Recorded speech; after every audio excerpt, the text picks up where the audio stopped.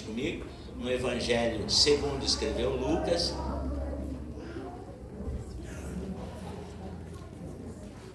Evangelho de Lucas,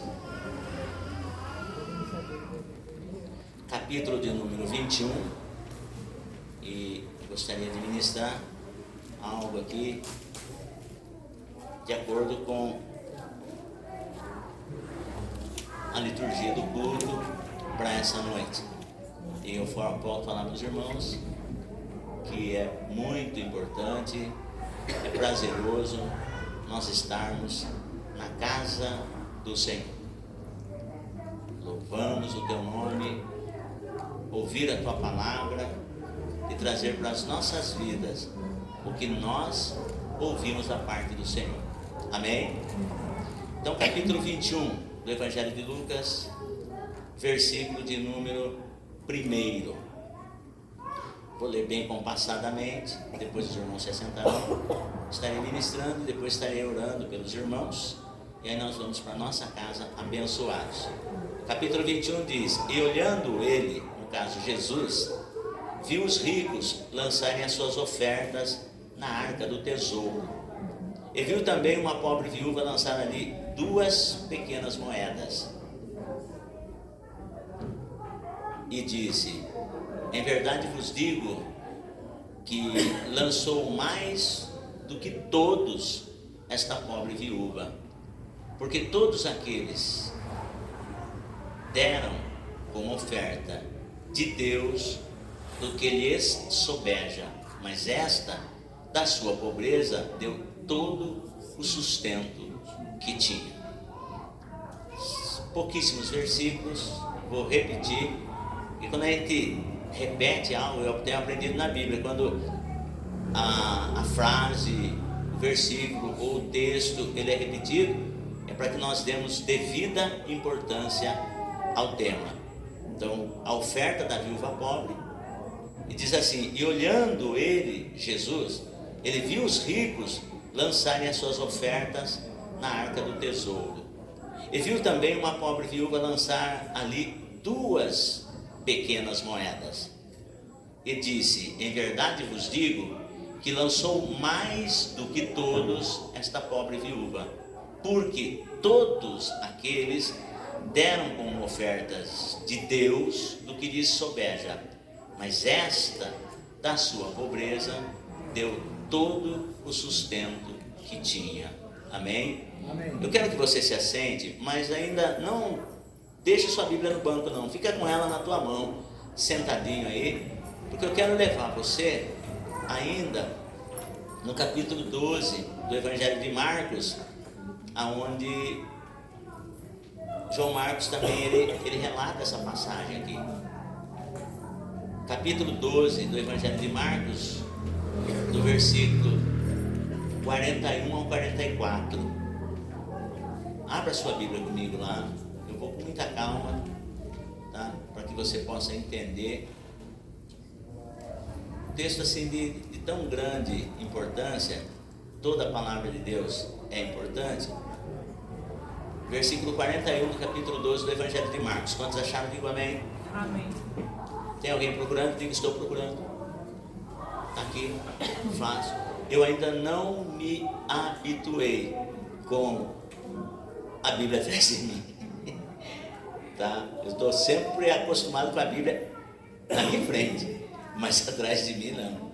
Então, mas assim, o versículo 41, como está lá na tela, e estando Jesus assentado defronte da arca do tesouro, observava a maneira como a multidão lançava o dinheiro na arca do tesouro, e muitos ricos depositavam muito. Vindo, porém, uma pobre viúva, depositou 2 pequenas moedas que valiam 5 réis.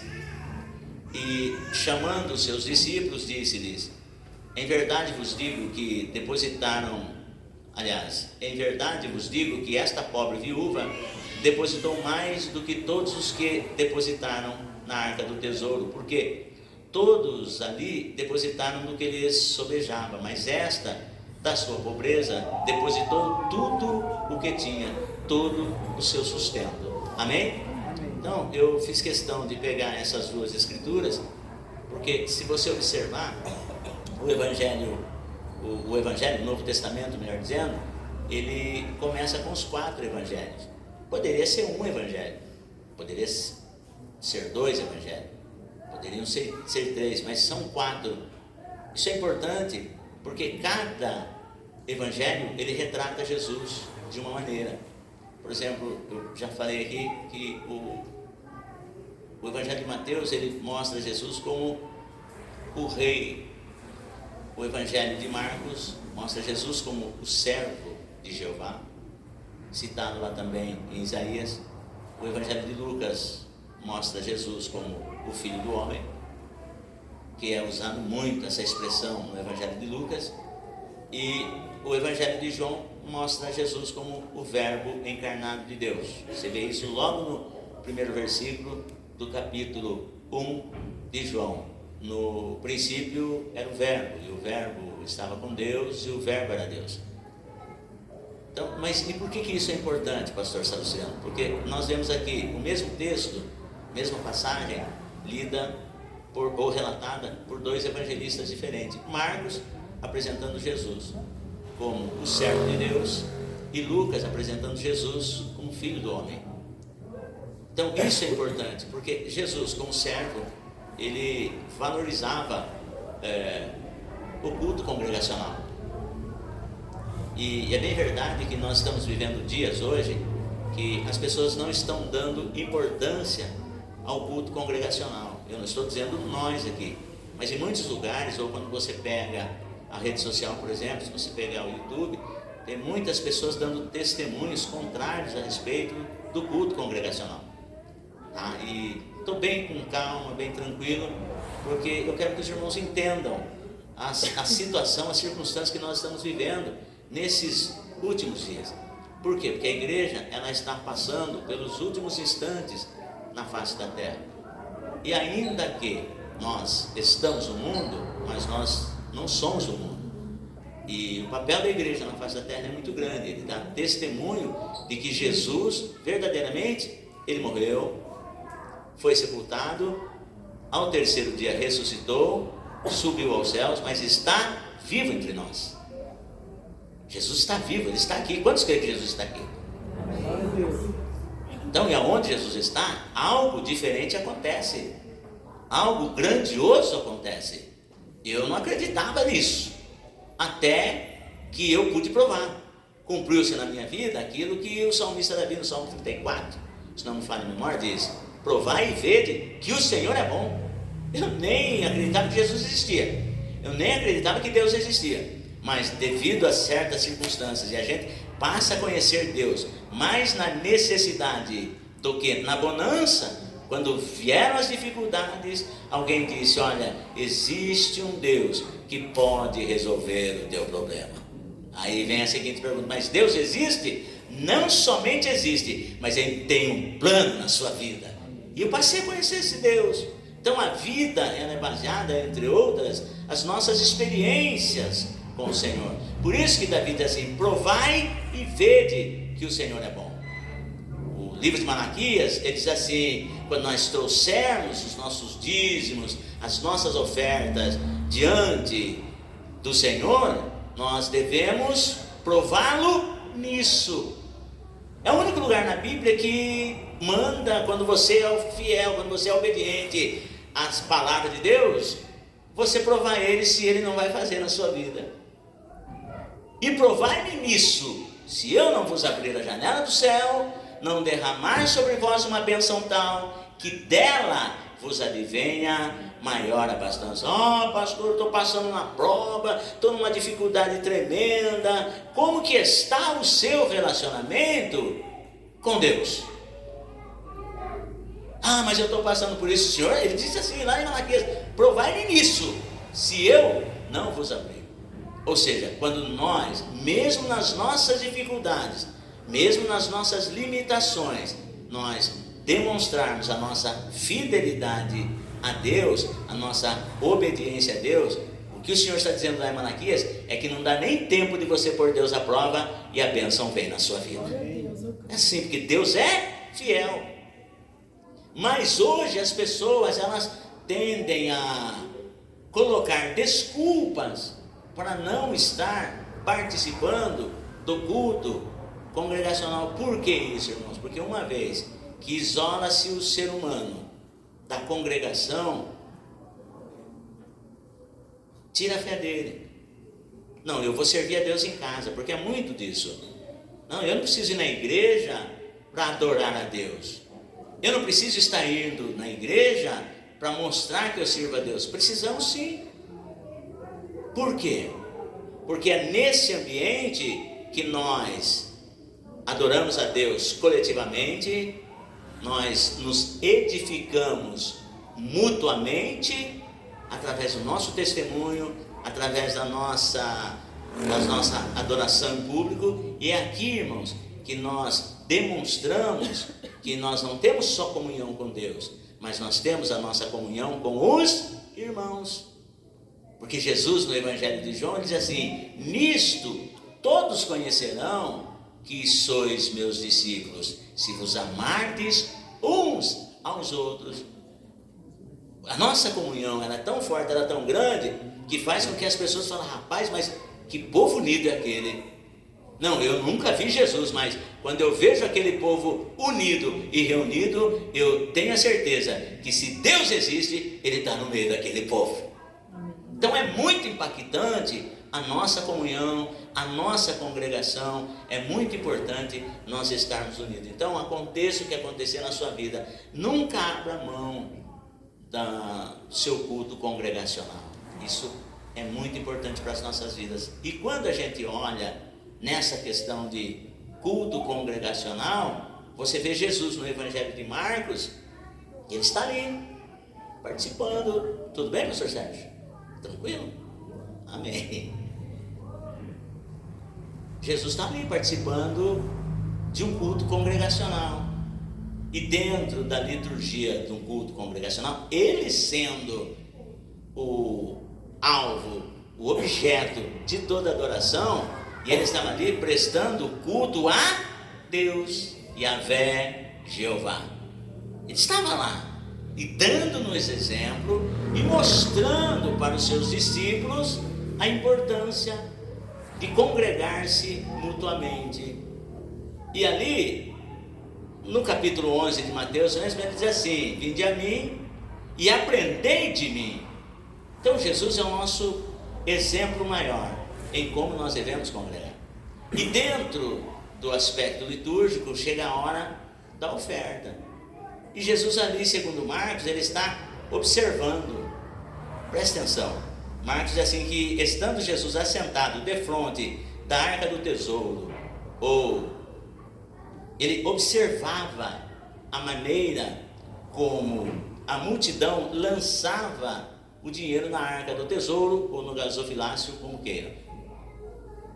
E você percebe que durante o transcorrer do culto, chega o momento do ofertório. E Jesus, ele está lá observando como as pessoas ofertavam.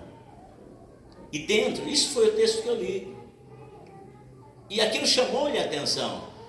Para os discípulos, aquilo era uma coisa mais normal. Como para muitos, quando chega o momento de nós prestarmos nosso culto, por exemplo, a introdução, lemos um salmo, um texto bíblico, não necessariamente é obrigatório ler o livro de Salmos, mas lê-se uma porção da Bíblia, convida a igreja para orar, explana-se algo relacionado àquilo, e depois nós passamos para a oração inicial e imediatamente o Ministério do Louvor assume o posto. Depois nós passamos a parte das oportunidades, quando tem testemunhança, quando tem algum louvor, algum testemunho em termos de adoração, gratidão, e depois nós já passamos para o recolhimento dos dízimos das ofertas, e aí então passamos para a palavra. E no final da ministração, no final do sermão, faz-se a oração da fé, dá-se a bênção apostólica e despede a igreja. Esse é a liturgia do Ministério Tempo Pentecostal, conhecendo a Cristo. E eu sei que a liturgia em várias igrejas cristãs, principalmente no que tange ao pentecostalismo, é a nossa liturgia. Hoje tem um Ministério Tempo Pentecostal Conhecendo a Cristo, mas eu me batizei em outro ministério, e de onde eu vim, nós trazemos essa liturgia, e por onde passei, a liturgia é a mesma. com algumas divergências e tal, em algumas, no termo da organização, mas a regra é a mesma. E onde Jesus estava também tinha todo um contexto, tinha toda uma organização, uma maneira como conduzir o culto e conduzir-se ao culto. E aí é importante por quê? Porque se nós não observarmos, a impressão que se dá é que tudo que nós fazemos é de forma mecânica, mecanicamente. Vai se ler um texto, e eu chamo a atenção dos irmãos, e gostaria que você prestasse atenção, porque o culto ele começa na nossa casa. Eu estou me preparando para vir para o culto, e ali Deus está falando ao meu coração. Porque eu não venho simplesmente para participar de um momento de diversão, ou porque eu não tenho outro lugar para ir. Aliás, eu trago na minha vida, isso eu trago como exemplo, não como doutrina, os meus compromissos, isso já de forma semanal, quinzenal, mensal, e por que não dizer de maneira anual? Por quê? Porque quando nós estávamos no mundo, nós tínhamos isso. Nós tínhamos a nossa vida pré-organizada. Sim, pré-organizada, porque não tem como você fazer uma programação exata, que tudo vai acontecer dentro daquilo que você planejou, de forma nenhuma. Mas naquilo que nos compete, nós precisamos ser organizados. Por exemplo, segunda-feira, eu sei que o meu compromisso é aqui com os irmãos, das 19 horas às 22 horas, ministrando o curso de teologia. Terça-feira nós tínhamos os nossos cultos de estudo bíblico. Por conta de motivo de força maior, transferimos o nosso culto de terça para quinta-feira. Então, terça-feira agora fica para as reuniões de departamento ministerial, isso terça-feira. E quinta-feira nós retomamos com os nossos cultos públicos, sábado e domingo também. Então, dentro daquilo que me concerne, eu projeto a minha vida aqui, dessa maneira. Vai sair tudo redondamente? Claro que não. Algumas coisas vão fugir. Mas quando fugir do meu controle, eu vou ligar para o pastor Sérgio. Por exemplo, quinta-feira, dia de culto, eu vou ligar para o pastor Sérgio. Isso se chama organização. Vou ligar para o pastor Sérgio, falar: pastor Sérgio, eu não vou poder estar no culto hoje, o irmão pode atender, por gentileza? Na pior das hipóteses, eu sei que o pastor Sérgio não vai estar presente, de repente ele vai estar trabalhando e tal, e eu vou já convocar uma outra pessoa para que possa assumir, para não deixar os irmãos desassistidos. Então, eu tenho lá o meu compromisso. Bom, quinta-feira, posso estar trabalhando, deu um determinado horário, opa, hoje eu tenho culto. E assim acontece no sábado, e assim acontece no domingo. Por quê?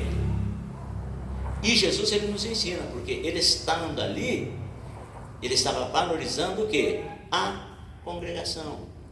E Lucas agora como servo, e Lucas agora como apresentando Jesus como o Filho do Homem, e observa esse mesmo momento, porque dá-se abertura, depois tem um momento da oferta. Então existem pessoas que acham que é como, eu vou lá cantar 2 hinos e tal, e depois eu desço, fiz a minha parte.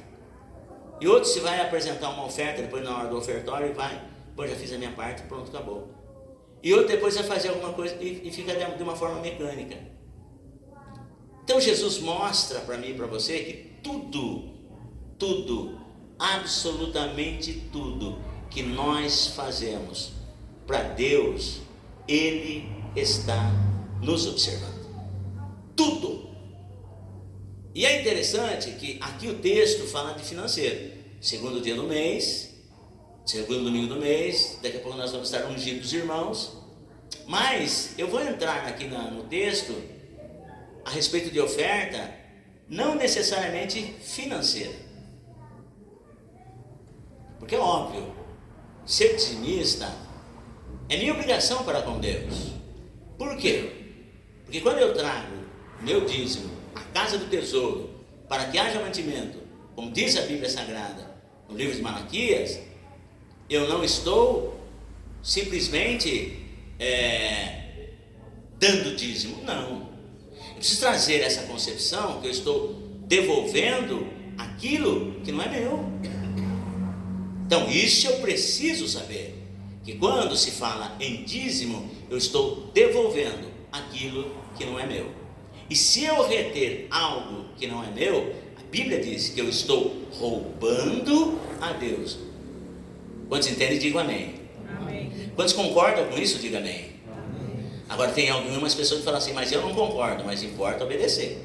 A Bíblia diz, importa mais obedecer do que sacrificar. Então quando eu não estou dizimando, isso pode ser pastor, pode ser evangelista, pode ser presbítero, pode ser ministro de louvor, pode ser quem for. A partir do momento que eu não estou dizimando, a Bíblia diz que eu estou roubando a Deus. Em Malaquias ele chama a atenção do povo dizendo assim, roubará, pois o homem é Deus? E aí o povo dizendo assim, mas em que nós roubamos a Deus? Nos dízimos e nas ofertas, vós, toda a nação. Então quando eu preciso entender isso, que quando nós não entregamos para Deus o dízimo, nós estamos roubando a Deus. Nós estamos roubando de Deus a oportunidade de sermos abençoados. Porque o maior propósito do Senhor é que nós sejamos abençoados. Porque quando você lê, eu quero que você na sua casa abre Malaquias e leia lá, e você vê assim a importância de que quando você é dizimista, as pessoas olham para você e elas falam, rapaz, Deus é na vida desse moço, Deus é na vida dessa mulher, Deus é na vida dessa família. Porque quando as pessoas verem você sendo abençoado, elas vão glorificar a Deus e vão querer servir o Deus que você serve. E quando nós não agimos assim, nós começamos a patinar na nossa vida sentimental, começamos a patinar na nossa vida financeira, a nossa vida vai de mal a pior, as pessoas olham e perguntam, que Deus ele serve? Que Deus ela serve? Então nós não conseguimos glorificar a Deus naquilo que nós fazemos. Mas tudo isso por quê? Porque Deus é ingrato? Não, porque nós não temos fé suficiente para crer que as janelas do céu estão abertas sobre as nossas vidas, e nós não temos aquele senso de obedecer, que a Bíblia diz, melhor obedecer do que sacrificar. Não, é muito sério. Nesses dias que nós estamos vivendo, as pessoas elas tendem a dizer assim, você vai naquela igreja, vai entregar o dízimo para o pastor? Não. A resposta que nós devíamos dar é, não, eu não vou entregar o dízimo para o pastor, eu vou entregar para Deus o que é de Deus. Então quando você se arma com esse pensamento, você está pronto para receber as janelas do céu abertas e as bênçãos tais sobre a sua vida. Posso ouvir um amém? Amém. Então é isso. Quando o assunto é dízimo, é um assunto definido entre você que um dia levantou a sua mão e aceitou Jesus Cristo como seu único e suficiente Salvador e Senhor. Porque numa das nossas instruções de batismo, coloca-se a vida financeira do crente. Eu não batizo ninguém enganado. Então quando nós vamos levar o crente, o candidato ao batismo, ao santo batismo, nós falamos da vida financeira. E eu digo bem assim, ó, se você quer ter uma vida próspera, se você quer ter uma vida abençoada, seja obediente, seja fiel a Deus. Mas como, pastor? Nos dízimos e nas ofertas. E eu não falo, irmão, porque eu ouvi falar. Houve um tempo que eu pregava aquilo que eu ouvia falar. Eu procurava praticar aquilo que eu ouvia falar. E eu ficava lá quando o assunto era dízimo e oferta, falava, olha, dona Marli, como que é o negócio? Vamos orar a Deus e vamos buscar a nossa fidelidade diante de Deus. Irmãos, e eu falo sem sombra de dúvida, Deus não é homem para que minta. O que Ele fala vai se cumprir. Eu tenho visto pessoas aqui, a nossa irmã Carol tem dado testemunho do que Deus fez na vida dela. Outras pessoas têm vindo aqui na frente dar testemunho do que Deus fez na vida dela.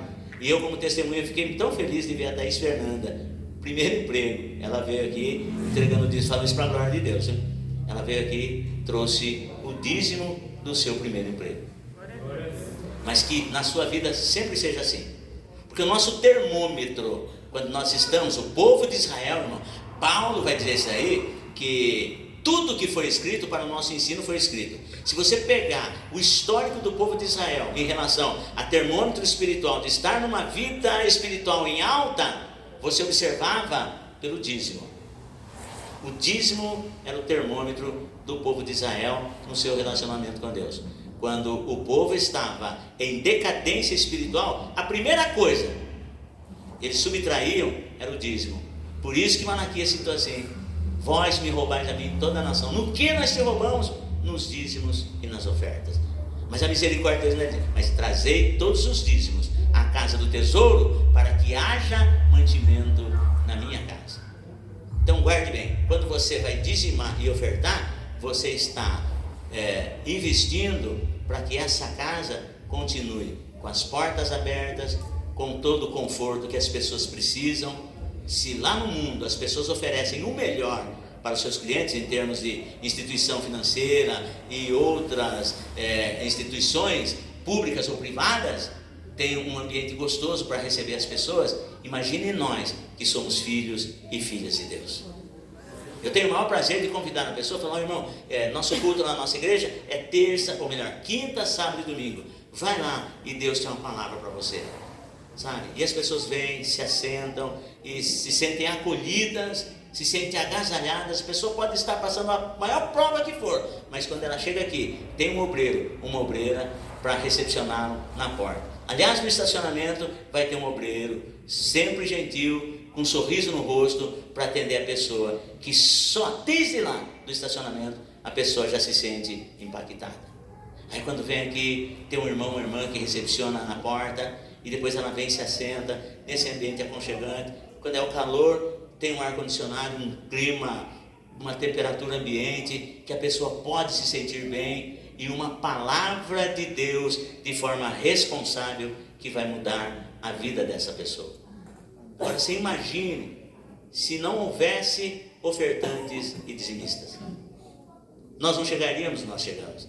Aliás, quando chegamos no período da pandemia, se os irmãos não permanecessem fiéis, acreditando que esta obra de Deus, assim como muitos pastores, eu teria que ter fechado as portas, porque não tinha dizimista, não teria ofertante. Como alguns pastores chegou para mim e falou assim: pastor, estou vendendo meus móveis, porque depois que veio a pandemia, precisamos fechar a igreja, e aí não tem o que fazer. Tem algumas coisas, pastor, interessa? Eu falei: até que me interessa, mas como as portas estão fechadas, eu não sei nem o que eu tenho. Mas graças a Deus, que mesmo as portas estando fechadas, os irmãos não perderam o compromisso de dizimar e ofertar. E eu posso dizer, como Samuel disse: até aqui nos ajudou o Senhor. E os irmãos que têm dizimado, e os irmãos que têm ofertado, eu vou dizer uma coisa: passamos por alguns momentos para aprendizado, como o mesmo apóstolo Paulo fala: eu já aprendi tanto a ter fartura como a padecer necessidade. Quando eu e você somos fiéis a Deus e tivermos que passar por uma situação adversa, aquilo não é consequência de pecado, aquilo não é consequência de desobediência, mas de aprendizado, porque Deus é maior nas nossas vidas. Como você vai falar sobre fé em tempo de crise se você não passar? Como você vai falar de fartura em tempo de escassez se você não passar? Salmo 23, o Senhor é o meu pastor e nada me faltará. Escute, mas para você testificar isso, precisa passar pelo crivo da experiência. E hoje eu estou aqui em nome de Jesus para falar que a palavra de Deus é fiel. Quando nós somos fiéis, Deus é fiel conosco. Mas se nós formos infiéis, Deus continua fiel. Ele não pode negar a si mesmo. Deus continua fiel. Então eu venho aqui trazer para os irmãos isso. E dízimo é um assunto, deve ser um assunto definido entre você e Deus. Não permita que pessoas cheguem para você e digam assim: ó, o dízimo é da lei. Você precisa conhecer a Bíblia. Não, o dízimo não é da lei. Não entro aqui nessa exegese, porque não é esse o point, não é esse o ponto. Mas o dízimo não é da lei. Mas que o dízimo, isso para a congregação, para a igreja, precisa ficar definido. Pastores precisam pregar sobre isso. Porque se o pastor não falar a respeito da nossa fidelidade, o próprio pastor está roubando da congregação a oportunidade do povo ser abençoado. E é isso que o diabo não quer. O diabo quer que as pessoas sejam miseráveis, vivem andando para um lado para o outro, murmurando, reclamando, é porque as coisas não acontecem, aí vai para outra igreja porque acha que vai acontecer. Não, irmão, se você obedecer, até no deserto você vai florescer. É uma questão de obediência. Agora escute, o texto, ele traz para mim e para você, valorize o culto congregacional. Traga isso para a sua vida. Porque Jesus fala assim, que por se multiplicar a iniquidade, o amor de muitos esfriaria. Amor a Deus, amor ao próximo e amor à congregação. Guarde isso para você, porque amanhã ou depois Deus vai te levantar. Serás apacentador, serás um pastor. Que pastor serás? Que obreiro serás? Então é muito importante você organizar a sua vida de maneira que, opa, hoje é dia de culto. Tal dia eu tenho que me organizar nisso. Nós precisamos trazer a nossa vida organizada diante de Deus. Por quê? Porque baseando em Lucas capítulo 21, versículo 19, eu faço uma pergunta: pode um rico? Essa é a pergunta. Pode um rico trazer para Deus uma oferta pobre? Porque assim, irmãos, às vezes a gente pega algumas porções da Bíblia e eu percebo a maneira como Deus está trabalhando na minha vida. Hoje fazem 28 anos que eu sirvo a Deus. E eu quero compartilhar isso com você, para que você veja a importância que você tem na obra de Deus dentro de um culto congregacional. E se você pegasse, naquele tempo a gente não tinha muito isso, essa tecnologia que nós temos hoje. Por exemplo, a mensagem ela está sendo veiculada. Depois, amanhã você vai poder assistir ela. Mas há 28 anos atrás, a gente não tinha isso com muita frequência. E não tinha tanta tecnologia. E se você pudesse pegar uma mensagem minha, primeira mensagem minha de hoje, você percebe que mudou muito. Pastor Sérgio, hoje ele prega. Mas se perguntar para ele, Pastor Sérgio, há quanto tempo você prega? E fizer um comparativo e perguntando assim, as mensagens que você prega hoje pode ser a mesma que você pregou no início, mas houve alguma mudança no seu ministério da palavra? Pastor Sérgio vai... E é essa consciência que eu quero que você tenha. Presbítero Najib, de quando começou a pregar a hoje, você percebeu alguma mudança no seu ministério da palavra? Evangelista Fernando. Só que, para nós da igreja missionária Nice e demais irmãos que pregam a palavra de Deus, talvez você estando aí, você fala, puxa vida, olha, eu lembro, os que estiveram comigo desde o começo, olha, eu lembro quando o pastor Saulo pregava, mas hoje eu percebo mudança no ministério da palavra. O que está acontecendo? Você percebe que Deus ele vai nos levando para um nível maior nas nossas experiências com Ele. Porque quando você pega Efésios capítulo 4, você vê que Deus deu na igreja apóstolos, profetas, pastores, doutores, mestres. E às vezes as pessoas elas se resumem só nisso. Agora, você precisa entender que área ou aonde Deus está te levando ministerialmente, porque a obra é dele. E aí as pessoas elas começam a achar, mas eu sou muito sábio e eu não me caibo aqui nessa congregação, aí eu vou em outra. E aí o Espírito de Deus ele nos leva da seguinte maneira, que existem muitas pessoas que elas querem ter os seus ministérios reconhecidos. E aí ela fala assim, eu vou lá naquela igreja porque lá onde eu estou hoje, eu não vou ter condições de ser reconhecido. E ela vai, mas ela esquece que quem planta, quem coloca o obreiro, o músico, o recepcionista, o guardador de carro, ou que vai limpar o banheiro, enfim, quem vai fazer essa obra é Deus. É Ele que nos escolhe para cada função na obra de Deus. E aí eu volto ainda na seguinte pergunta: pode um rico trazer uma oferta pobre a Deus? Ou pode um pobre trazer uma oferta rica para Deus? Para as duas perguntas, sim, baseando-se no texto de Mateus, de Lucas capítulo 21, pode. Por quê? Porque quando eu saio do aspecto money, dinheiro, finança, e eu trago para a minha vida congregacional, cristã, individual, que seja, que tudo que eu faço é uma oferta para Deus, agora longe do dinheiro. Se eu armar-me com esse pensamento de que tudo o que eu faço é a minha oferta para Deus, eu não dou espaço para ninguém julgar a minha oferta, mas eu preciso saber que tipo de oferta eu estou trazendo para Deus. Uma oferta rica ou uma oferta pobre? Será que eu já parei para pensar nisso?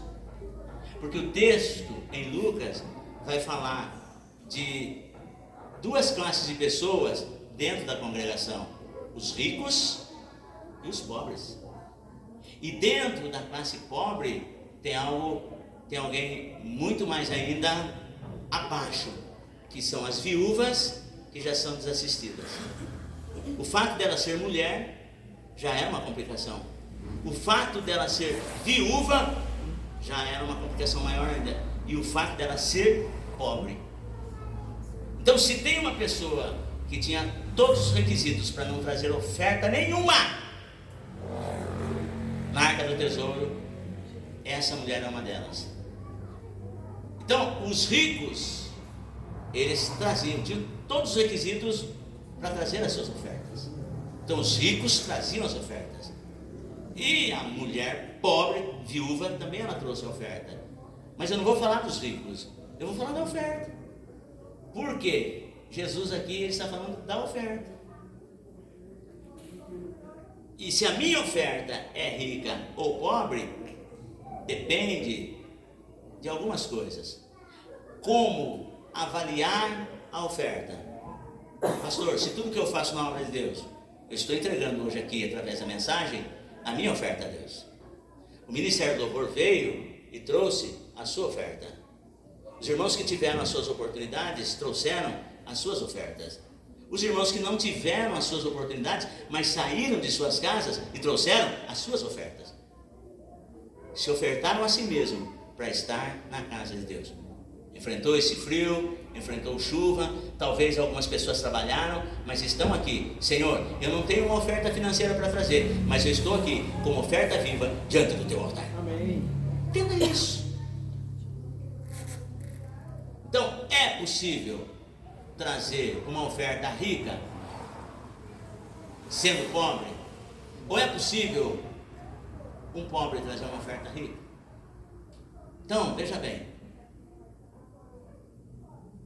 E como avaliar a oferta? É pela quantidade? Porque os ricos lá, as suas ofertas eram gordas, as suas ofertas eram ricas, porque eles tinham muito dinheiro. Então, subentende-se que eu vou avaliar o valor da oferta pela quantidade.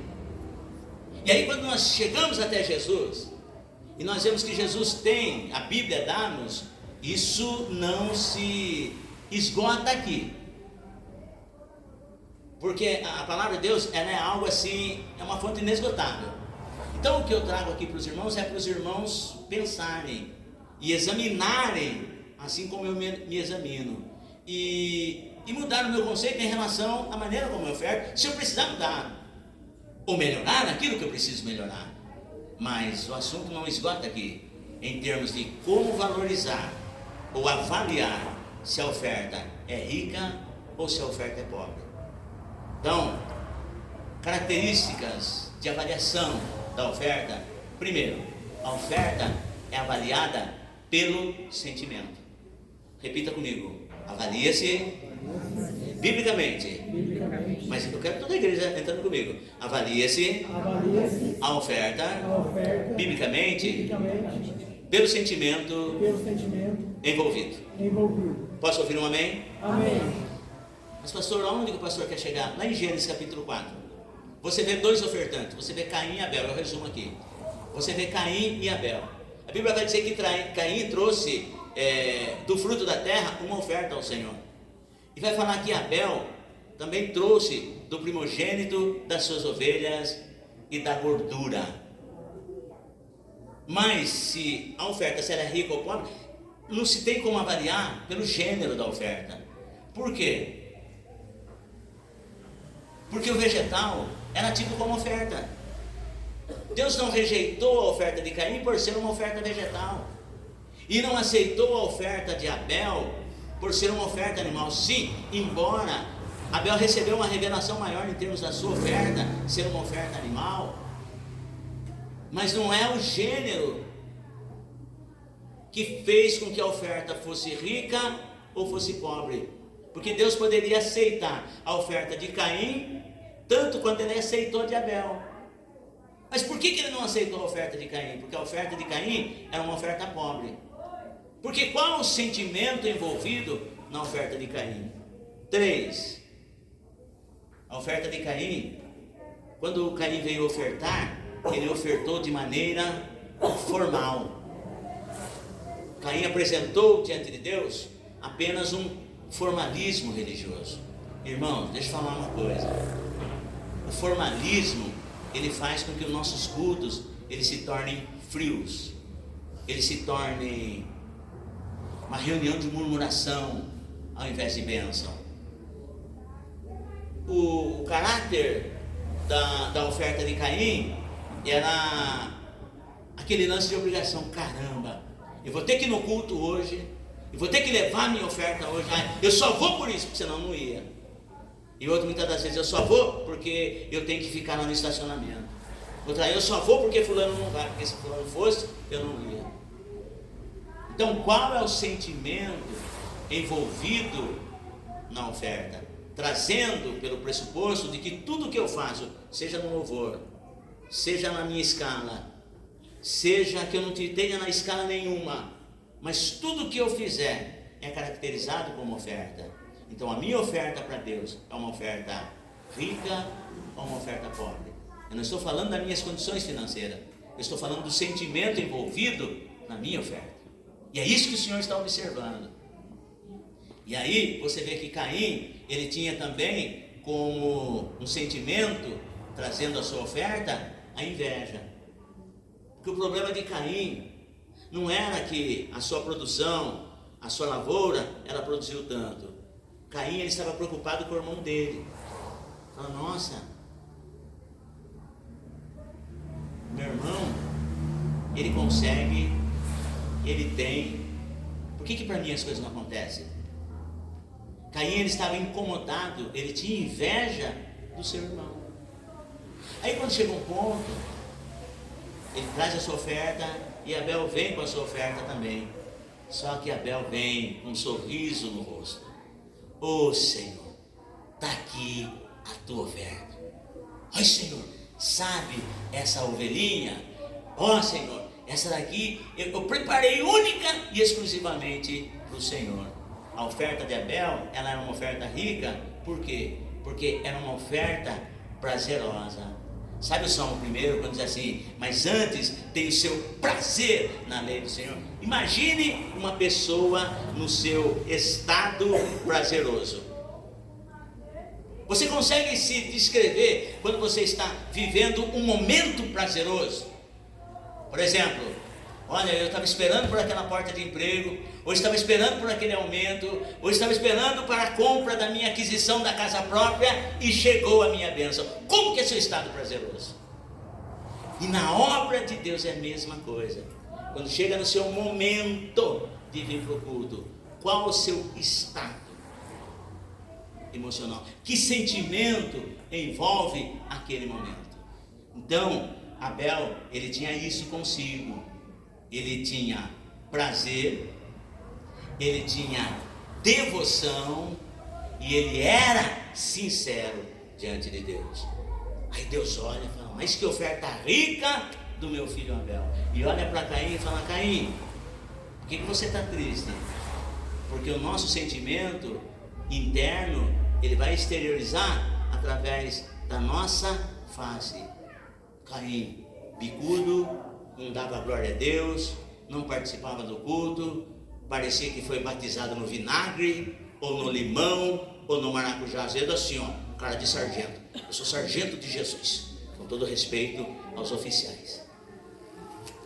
Aí Deus chega para mim e fala: por que você está mal-humorado desse jeito? Você já lidou com uma pessoa mal-humorada, irmão Wellington? A gente se sente mal. Nossa, será que eu fiz alguma coisa para aquele irmão? Será que eu fiz alguma coisa para aquela irmã, Carol? Cumprimento. Vai, Senhor. Vai, Senhor. Amém.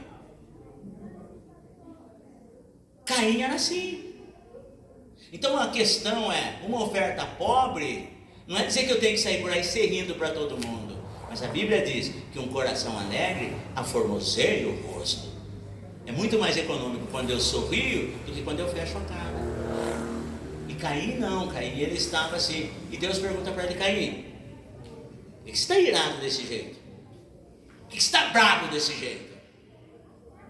Porque quando meu irmão trouxe a oferta, o Senhor se alegrou com a oferta dele. Eu trouxe com maior batalha, com tudo isso. Se você fizer o que é certo, não haverá aceitação para você. Em outras palavras, faça o que é certo, rapaz. E se você fizer o que é certo, eu vou enriquecer a sua oferta e o meu nome na sua vida vai ser glorificado. Amém. Então repita comigo: uma oferta se avalia pelo sentimento nela envolvido. Amém, irmãos? Amém. Qual é o sentimento que te trouxe aqui e qual é o sentimento que trouxe a sua oferta diante do altar? Eu venho falar para você que Deus aceitou a sua oferta. Agora, tem uma outra característica de avaliação. Por exemplo, além do sentimento envolvido, existe uma intenção envolvida, propósito da nossa oferta. E rapidamente, porque agora eu quero orar por você, João capítulo 12, se não me falha a memória, se você quiser abrir a Bíblia, não, se não, fica registradinho aí, e depois você lê com calma. Olha só, João capítulo 12, como que eu avalio se a minha oferta é rica ou pobre? Não a minha condição financeira. Eu não estou falando de quanto de oferta, porque teve gente já que bateu no peito e falou: não, pastor, o pastor sabe que o meu dízimo é alto na igreja. Ah, é? Como se Deus estivesse preocupado com a quantidade financeira de cada um. Não é isso. Falando de sentimento, Paulo diz assim: quando nós tivermos que ofertar, nós temos que ofertar com alegria e não com tristeza, e nem por necessidade. Então que haja um sentimento de alegria. Quando você vai trazer uma oferta financeira, quando você vai apresentar o seu louvor, quando você vai apresentar a sua ministração, quando você vai apresentar a sua oportunidade, lembra que isso é sua oferta a Deus. E a maneira como você vai apresentar, é você que escolhe.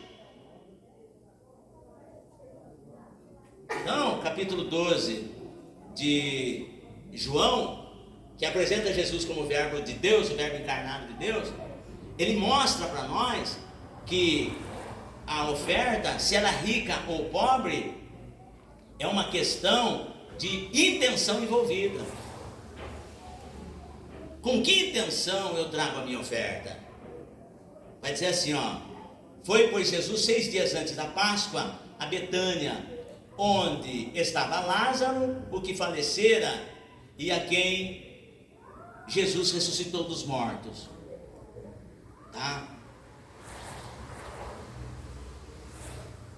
Estavam todos assentados na mesa.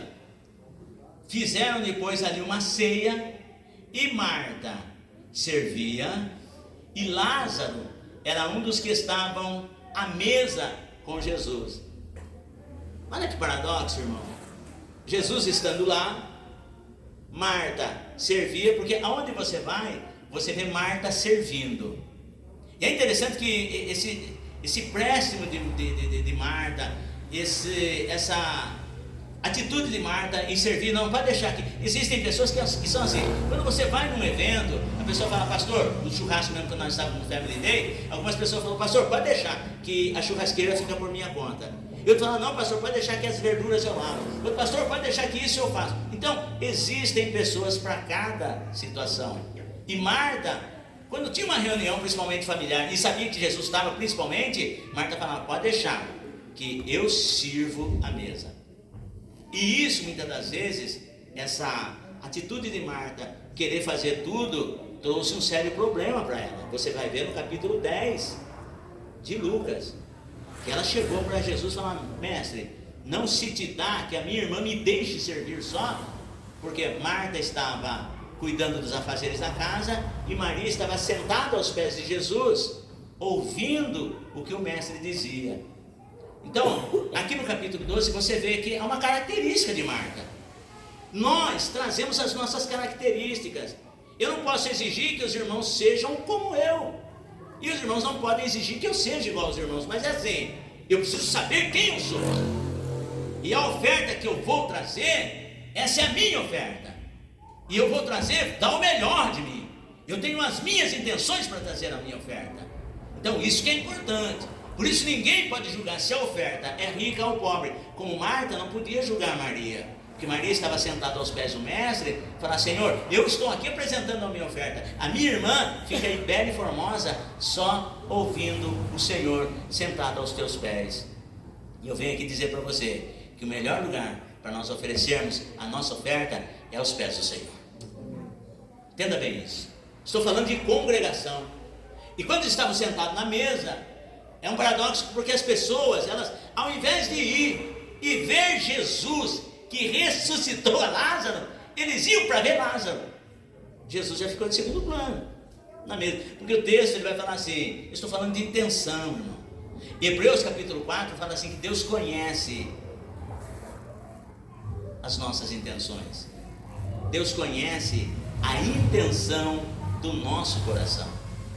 E aí você vê assim que fizeram depois ali uma ceia, e Marta servia, e Lázaro era um dos que estavam à mesa com ele. Então Maria, tomando uma libra de unguento de nardo puro, de muito preço, ungia os pés de Jesus e enxugou-lhe os pés com os seus cabelos, e encheu-lhe a casa do cheiro do unguento.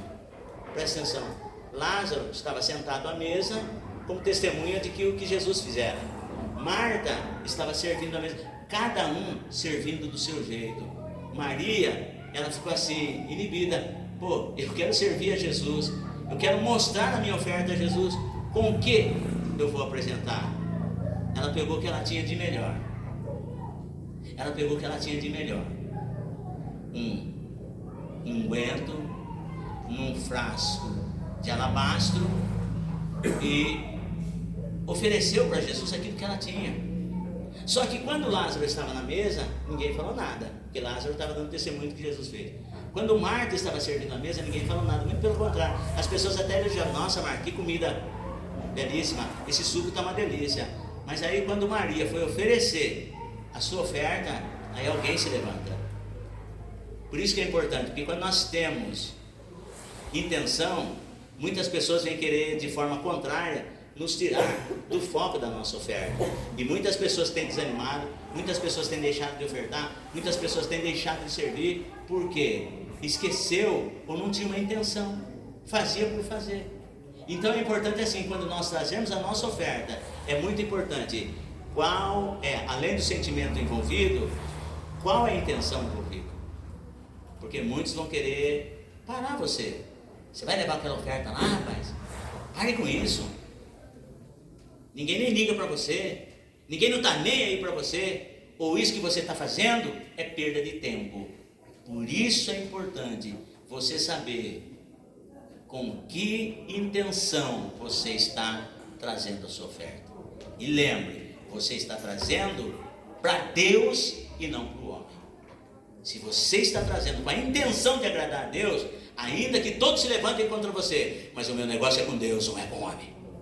E aí o texto prossegue dizendo assim, que alguém vai chegar. Então um dos discípulos, Judas Iscariotes, filho de Simão, o que havia de traí-lo, disse: por que não se vendeu este unguento por 300 dinheiro e não se deu aos pobres? Peraí, ela veio trazer a sua oferta. Pô, está todo mundo trazendo a sua oferta, eu não posso trazer a minha? Olha só. Agora, com que intenção também Judas falou aquilo? E muitas das vezes nós pegamos a pilha, muitas das vezes nós pegamos a esteira de certas pessoas, achando que a pessoa é espiritual. Nós falamos, não, realmente Judas está certo. Porque se você ver o texto, Judas aí ele trouxe um povo para si, meu. Ô Maria, por que você foi fazer isso? Que desperdício é esse? Ao invés de você derramar no mestre, você podia vender esse unguento aí e dar para os pobres. Lembra que eu estou falando? Ou a minha oferta é rica, ou a minha oferta é pobre. Aí, irmãos, por isso que eu quero, medite na palavra de Deus e analise a partir de hoje que tipo de oferta você tem sido, ou que tipo de oferta você tem trazido perante Deus. Uma oferta rica ou uma oferta pobre, independente da sua condição financeira. Porque todos haveremos de comparecer perante o tribunal de Cristo. E aí, o texto vai dizer assim, ó, no capítulo 12: então um dos seus discípulos, Judas Iscariotes, filho de Simão, o que havia de traí-lo, disse: por que não se vendeu este unguento por 300 dinheiro e não se deu aos pobres? Ora, ele disse isso não pelo cuidado que tivesse dos pobres, mas porque era ladrão e tinha bolsa e tirava o que ali se lançava. Só que se você pegar outro texto, todos os outros discípulos entraram na pilha de Judas e começaram a falar: é mesmo, olha que desperdício, olha o que ela fez, podia ter sido vendido, olha, puxa vida, daria tanto dinheiro. E nós fazia a cesta básica, punha na cesta, na assistência social, e ó, seria uma benção. Todo mundo começou a entrar na pilha de Judas e começou a oprimir a ofertante. Só que nós precisamos ter discernimento. Nem todo mundo que se levanta contra a sua oferta está falando pelo Espírito de Deus. Às vezes a pessoa está falando por inveja. Nós tivemos casos aqui, irmão, de pessoas que, eu vou falar para você, que se eu tivesse esse tipo de pessoa aqui hoje, muitas coisas que estão a desejar na igreja, a julgar por aquelas pinturas que estão lá fora lá, não menosprezando os irmãos que estão aqui, mas eu tive certas pessoas que, se visse uma paredinha de cascada, o cara chegava para mim e falava assim: pastor Salu, ó, se o pastor me der a chave da igreja, eu vou pintar aquele pedaço ali, eu vou fazer tal coisa ali. Irmão, eu podia estar em casa, o cara pegava a escada, subia lá e fazia tudo, não tinha essa gota de vazamento, não teria. Mas aí um dia nós estávamos numa reunião, e os irmãos que estavam comigo na época vão se lembrar, mas eu acredito que naquela época não tinha ninguém. Aí começou a se levantar uma congregação de Corá, Datanha, Virão, que até hoje existe no meio das igrejas, irmão. E aí o cara começou a falar assim: irmão Salu, eu vou pedir um favor para o irmão, eu quero que o irmão acate o que eu vou falar. Mas o que está acontecendo? Ó, eu estou vendo que o irmão fulano de tal, ele faz tudo na igreja, ele pinta a igreja, ele lava a igreja, ele conserta a igreja, ele faz tudo na igreja. O irmão não acha, talvez o pastor Sérgio vai se lembrar, o irmão não acha que o irmão está sobrecarregado? Olha, irmã Carol, é que nem Judas aqui, ó. Quando Jesus está na mesa, o irmão não acha que o irmão está sobrecarregado, isso acaba estafando o irmão? E eu cheguei e perguntei para o irmão: o irmão está se sentindo estafado? Não, pastor Salu, eu faço com prazer porque eu faço para Deus. Não, porque aí vai pegar eu, o irmão fulano, o irmão cicrano, o irmão beltrano, nós vamos começar a fazer para ajudar o irmão. O irmão se entristeceu com isso, ele falou: então vamos fazer o seguinte, deixa os irmãos que façam e eu recuo um pouco. A pergunta que eu faço: cadê os irmãos que iam fazer? Cadê? Entristeceu o irmão, ele parou de fazer. É isso aí. Então, guarde bem: com que intenção você está trazendo a sua oferta? Pastor, estou trazendo minha oferta para Deus. Então continue fazendo. Alguém vai se levantar contra você, alguém vai se incomodar com você, alguém vai falar que o que você está fazendo é perda de tempo. Ah, eu estou fazendo a teologia com o pastor Salu, mas para que isso é perda de tempo? Ah, mas eu estou indo no culto de quinta-feira, não vai ninguém. Semana de oração está só eu e o pastor lá, é perda de tempo. Você está fazendo para Deus, e Deus vai te recompensar. Porque o texto ele vai dizer exatamente isso. Que, ora, ele disse isso não pelo cuidado, ele mostrou a intenção dele. Porém, Jesus, ele disse: deixa para o dia da minha sepultura. Ela guardou isso. Qual é a intenção? Ninguém percebeu. Quando ela pegou um unguento e foi ungir Jesus, ela estava preparando Jesus, porque ali o Espírito de Deus revelou para ela: olha, cuide bem do mestre, enquanto você tem ele aqui, amanhã ou depois, ele vai descer a sepultura, ele vai ressuscitar como ele falou, mas ele vai estar sentado à destra de Deus Pai Todo-Poderoso. Então enquanto você tem o seu irmão do seu lado, enquanto você tem a sua esposa do seu lado, enquanto você tem os seus pastores do seu lado, cuide bem, porque a qualquer momento nós não vamos estar aqui. Não adianta chorar. Ai, tem saudade do irmão. Não, faça, derrame a sua oferta com a intenção de agradar ao Senhor, mas cuide daqueles que estão com você na mesa. E terceiro, se a oferta é rica ou pobre, eu encerro aqui, além da intenção envolvida, é o custo envolvido. Mas o assunto não para aqui, viu? Você vai procurar, mas você vai muito mais coisa, porque a oferta, ela tem que ter um custo. E Lucas capítulo 21 vai falar que os ricos, eles davam o que sobrava, e aquela pobre viúva, ela deu do seu sustento tudo o que ela tinha. Repita comigo: uma oferta rica. Diga assim: uma oferta rica para Deus. Deus não aceita menos que tudo. Foi louvado aqui nessa noite: eu te entrego tudo. Mas não é uma questão assim de hoje, domingo, eu vim e entreguei tudo. Segunda-feira, você continua entregando tudo. Terça-feira, você continua entregando tudo. Quarta-feira, você continua entregando tudo. Quinta-feira, você continua entregando tudo. Não importa a situação que você se encontre, não importa a maneira como você está vivendo, mas eu e você temos que fazer como Paulo disse: rogo-vos, pois, pela compaixão de Deus, que apresenteis o vosso corpo como sacrifício vivo, santo e agradável a Deus, que é o vosso culto racional. Ou seja, Deus não aceita como oferta de mim e de você menos que tudo. Amém?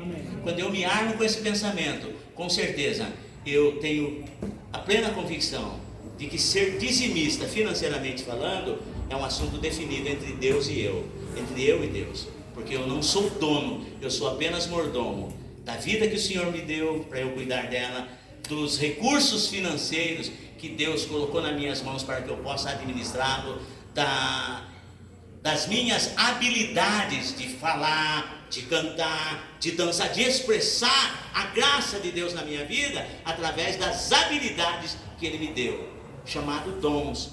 Qual é o seu dom? Então, através dos seus dons, ofereça sempre uma oferta rica para Deus, e o nome do Senhor Jesus continuará sendo glorificado na sua vida e na vida da sua família. Posso ouvir um amém? Amém. Posso ouvir um graças a Deus? Coloque-se de pé em nome de Jesus e venha aqui que eu vou orar por você, já vou ungir você e despedir você com a